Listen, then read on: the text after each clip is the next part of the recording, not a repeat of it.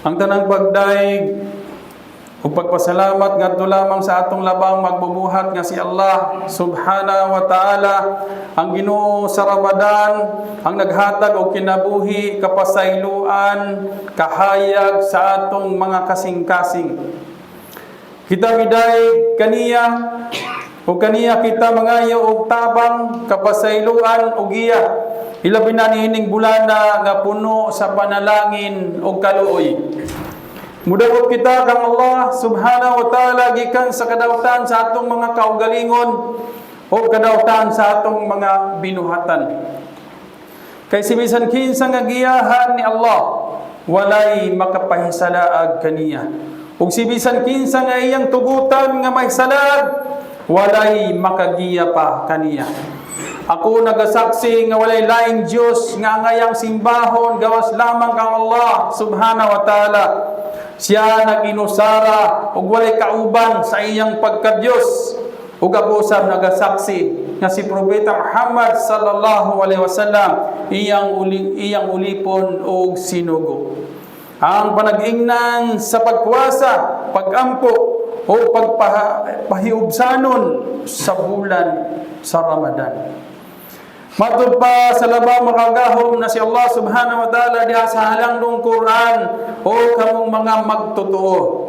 Kahadlokin ninyo si Allah sa tinuod nga pagkahadlok ug ayaw ninyo pasagdi nga kamo mihiabtan sa kamatayon nga mga dili Muslim. Ug usab miingon si Allah subhanahu wa ta'ala, o katawhan, kahadlokin ninyo ang inyong Ginoo nga naglalang kaninyo gikan sa usa ka tawo nga si Adan, ug gikan kaniya iyang gilalang ang iyang asawa nga si Hawa, si Iba. Ug gikan kanilang duha migawas ang daghang kalalakin-an ug kababayen-an. Ug kahadlokin ninyo si Allah, diin kamo mangayo sa inyong katungod, ug ayaw ninyo putla ang panag-inigsuday, kaparintihan ug kadugo, sapagkat tinuod si Allah kanunay nang nagabantay kaninyong tanan. Matulosab ni Propeta Muhammad sallallahu alaihi wasallam, bisan kinsa nga nagapuasa nga adunay iman ug nagalaom sa iyang ganti, pasayloon ang iyang mga nangaging mga kasalanan. Ug pagkahuman dugang pa ni Propeta Muhammad sallallahu alaihi wasallam, ang labing maayong pulong mao ang libro ni Allah, ang Quran. Ug ang labing maayong giya mao ang giya nga gihatag ni Propeta Muhammad sallallahu alaihi wasallam. Ug ang labing dautan nga mga buhat mao ang kabag-uhan sa relihiyon. Ug ang matag kabag-uhan bid'ah mao ang pagkahisalaag. Ug ang matag pagkahisalaag magdala ngadto sa kalayo sa impyerno. Mga ginikanan nga igsoon sa pagtuong Islam, ang pinakadakong panaw sa usa ka mu'min dili ang panaw sa iyang tiil, kundili ang panaw sa iyang kasing-kasing padulong kang Allah subhanahu wa ta'ala. Sa matag adlaw nga atong pagpanginabuhi, aduna kitay giatubang nga mga pagsulay nga usahay dili nato makita, apan mabati nato sa sulod. Ug ang usa sa labing importante nga pangutana nga angay natong tubagon mao kini: unsa gyud ang tinuod nga takwa? Paminaw nato kining makapatandog nga istorya gikan sa duha ka bangtugang sahaba ni Propeta Muhammad sallallahu alaihi wasallam. Sila si Umar ibn al-Khattab radhiyallahu anhu ug Ubay ibn al-Ka'ab radhiyallahu anhu. Usa ka adlaw yana si Umar radhiyallahu anhu nangutana kay Ubay ibn al-Ka'ab radhiyallahu anhu, unsa man gyud ang takwa? Wala siya tubaga og taas nga definisyon. Wala siya tigai og komplikado nga lecture. Nangutana si Ubay radhiyallahu anhu, nakaagi ka ba og dalan nga puno sa tuno? Mitubag si Umar radhiyallahu anhu, oo. Ug ingnan siya, unsa man ang imong gibuhat? Mitubag si Umar radhiyallahu anhu, gitaas na ako ang akong biste, nagamping ko sa mataglakan, ug naningkamot ako nga dili ako matunok. Miingon si Ubay radhiyallahu anhu, kana mo'y takwa. Allahu Akbar. Mga igsoon, tanaw nato ang kahulugan. Ang kalibutan puno sa tunok, sa mga sala, mga tentasyon, mga kalipay nga makapalayo ngadto sa atong labawang magbubuhat nga si Allah subhanahu wa ta'ala. Ang takwa mao ang pag-amping sa mataglakang, pagbantay sa atong mata, pagbantay sa dila, pagbantay sa dalunggan, pagbantay sa kasing-kasing, pagmatngon bisan walay nakakita.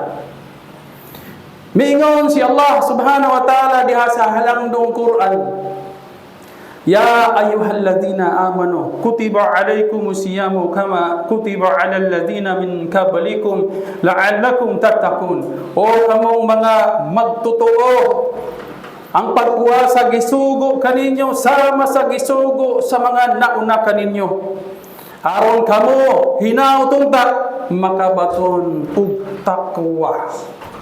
Mga igsoon, kung ang takwa mao ang paglikay sa tunok, ngano man nga ang paglikay sa pagkaon ug pag-inom mao man ang gisugo sa bulan sa Ramadan. Tungod kay ang pinakadako nga tunok dili pirmi makita sa gawas, kundili kini ana sulod sa atong mga kasing-kasing og nafs. Ang nafs sama sa atong mga tinguha, ang atong mga gusto, sa atong adlaw-adlaw nga pagpanginabuhi. Kung gusto ka mukaon, mukaon ka. Kung gusto ka mutubag, mutubag ka. Kung gusto ka masuko, masuko ka.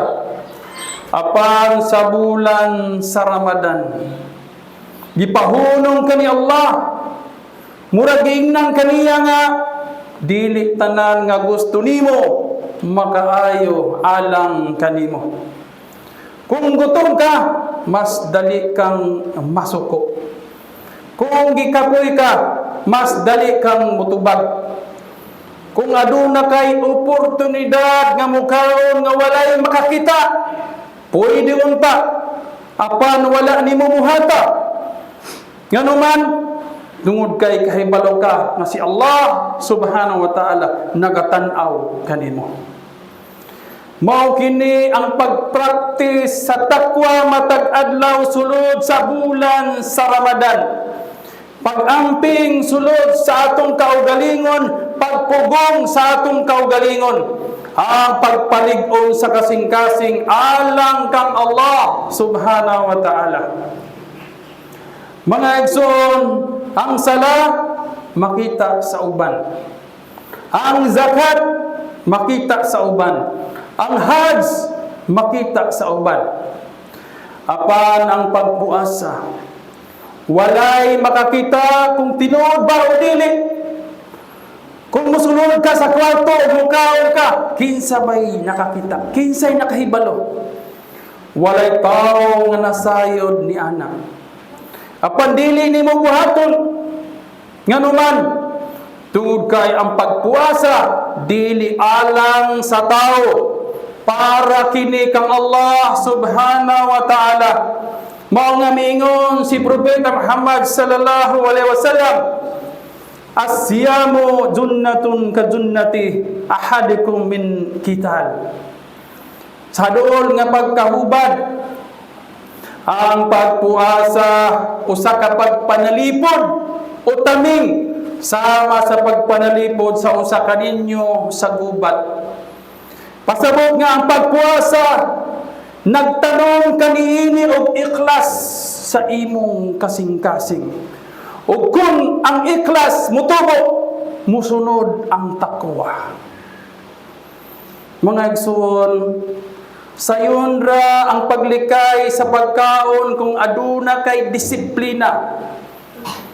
Apan ang mas lisod mao ang paglikay sa pagpanlibak, pagpugong sa kalagot, pagbantay sa mata sa haram, pagbantay sa dila sa daotang pulong, pagpugong sa daotang gusto.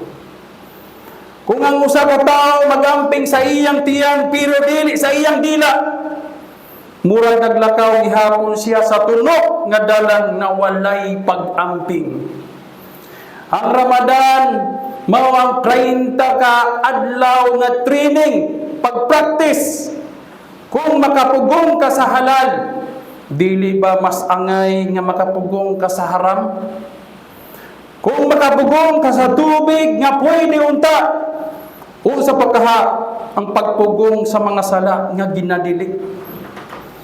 Mga igsoon sa pagtuong Islam, si Allah subhanahu wa ta'ala nga imong gikahadlukan sa Ramadan, mao gihapon si Allah subhanahu wa ta'ala sa Shawwal. Si Allah subhanahu wa ta'ala nga imong gikahadlukan sa kangit-ngit sa gabi, mao gihapon si Allah subhanahu wa ta'ala sa kahayag sa adlaw. Kung mahuman sa Ramadan, pareho ra gihapon ang atong pamatasan. Nagutom ra ang atong tiyan, apan wala na bag-o ang atong kasing-kasing.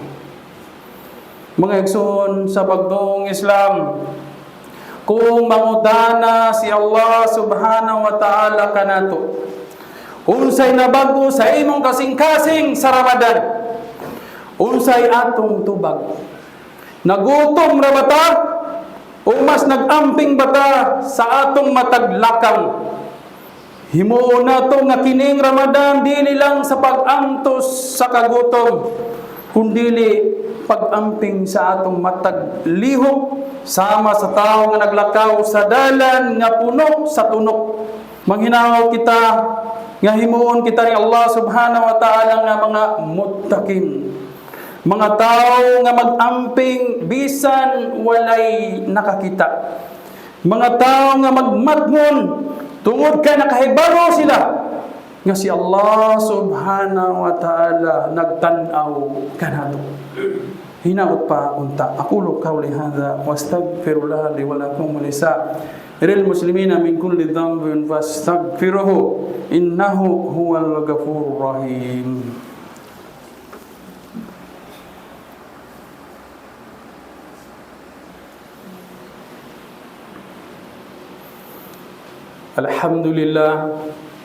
Alhamdulillahi Rabbil Alamin, wassalatu wassalamu ala Rasulillah asyrafil anbiya wal mursalin nabiyina Muhammad sallallahu alaihi wa ala alihi wa sahbihi ajmain. Amma ba'd. Mga igsoon, mga ginikanan sa pagtuong Islam, sa una natong bahin atong gihisgutan ang taqwa. Karon ato usab tanawon ang dakong oportunidad nga gihatag ni Allah subhanahu wa ta'ala ning bulan sa Ramadan aron mapalig-on kini diha sa atong mga kasing-kasing. Ang Ramadan dili lang usa ka bulan sa pagpuasa. Dili kini simpleng ritual. Dili kini yano nga kultural nga practice. Kini usa ka panahon nga sa pagsugod sa unang gabi ni mingon si Propeta Muhammad sallallahu alaihi wasallam. Idza jaa Ramadanu futihat abwabul jannah wa ghullikat abwabun nar wa suffidatish syaitan. Sa adol nga pagkahubad ning bulan sa Ramadan, ang mga ganghaan sa paraiso ginabuksan, ug ang mga ganghaan sa impyerno ginasiradan. Ang mga syaitan, mga demonyo gipanggapos. Hununaan ninyo mga igsoon, kung abli ang pultahan sa paraiso, andam ba kita nga mosulod?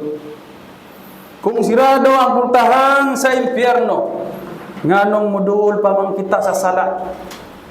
Kung gipanggapos ang syaitan, unsa pay rason nga magpadayon kita sa pagpakasala? Mga igsoon, nining Ramadan, labi natong makita kung kinsa ang tinuod natong kaaway, ang atong kaugalingong nafs, ang atong tinguha og bisyo nga kinahanglan natong pudngan aron kita magmalig-on sa atong takwa. Mingon si Propeta Muhammad sallallahu alaihi wasallam sa usa ka hadith qudsi nga si Allah subhanahu wa ta'ala miingon, "Asyamu li wa ana adzibi." Ang pagpuasa alang kanako, ug ako mismo ang muhatag sa ganti niini. Allahu akbar. Ang sala adunay ganti, ang sadaka adunay ganti, apan ang pagpuasa, si Allah mismo ang magbuot sa sukod ug sa ganti niini. Pasabot niini ang ganti sa pagpuasa labaw pa sa atong gihuna-huna. Mingon si Propeta Muhammad sallallahu alaihi wasallam, "Man sama Ramadana imanan wa ihtisaban ghufira lahu ma taqaddama min dhanbi." Si bisan kinsa nga magpuasa nga adunay iman ug naglaom sa ganti, pasayloon ang iyang mga nangaging kasalanan. Allahu akbar. Mga igsoon sa pagtuong Islam, pila na kasala ang gusto natong mapapas, mabura, mairis. Pila na kagabi nga nangayo kita og kapasayloan kang Allah subhanahu wa ta'ala. Ang Ramadan mao ang dakong oportunidad. Dili kini permanente. Mubura kini nga panahon, busa mag-amping kita ug ampingan nato ang matag higayon. Kay kini ang bulan sa grasya ug kapasayloan ni Allah subhanahu wa ta'ala. Mga igsoon, kung niining Ramadan dili pa kita mabag-o kanusa pa. Kung niining bulan nga abli ang ganghaan sa Jannah, sa paraiso, dili pa kita maningkamot. Kung dili kita maningkamot kanusa pa. Kung niining bulan na si syaitan gigapos, wala gihapon kita makapugong, unsa pay atong ikapasangil. Uno na kini mga igsoon, kung kaya nimong pugnan ang imong kaugalingon sa halal nga pagkaon sa tibok adlaw, nganong dili nimo mapugnan ang imong kaugalingon sa haram nga binuhatan. Kung kaya nimong antuson ang kauhaw tungod kang Allah subhanahu wa ta'ala, nganong dili nimo maagwanta ang tentasyon tungod og alang kang Allah subhanahu wa ta'ala. Ang tinuod nga Ramadan dili usa ka kadugayon kanagutom, kundili kung unsa kadako ang imong nabag-o diha sa imong kaugalingon. Kung human sa Ramadan mas maampingon ang imong dila, nagmalampuson ka. Mas milumo ang imong kasing-kasing, mihumok ang imong kasing-kasing, nagmalampuson ka. Mas miduol ka kang Allah, pirmi ka nagsala, nagmalampuson ka. Apan kung pariho gihapon ang kasuko, pariho gihapon ang mga tinagong mga kasalanan, tingali nagutom ng ang atong tiyan, apan wala na bag-o ang atong mga kasing-kasing. Mga igsoon sa pagtuong Islam, ang Ramadan usa ka bisita. Muabot magpabilin sa makadyot, unya mulakaw. Daghan sa atong mga kauban, mga kaila sa mayaging Ramadan, wala na karon. Naa na sila sa lubnganan. Apan ang pangutana, kita kaha. Muabot pa ba kaha kita sa sunod nga Ramadan? Busa samtang buhi pa kita. Maghinulsul kita. Samtang kusgan pa kita. Maningkamot, maningkakay kita. Samtang abli pa hanggang haang sa kaluoy, musulod na kita. Ayaw tuguti nga mulabay ang Ramadan nga walay kausaban sa atong mga kasing-kasing. Iduwa na itong Allah subhanahu wa ta'ala. Wala dawata nga mong pagpuasa, pagsala, ug pasaylua kami ug himua kami nga apil sa mga tawo nga adunay takwa. Amin ya rabbil alamin.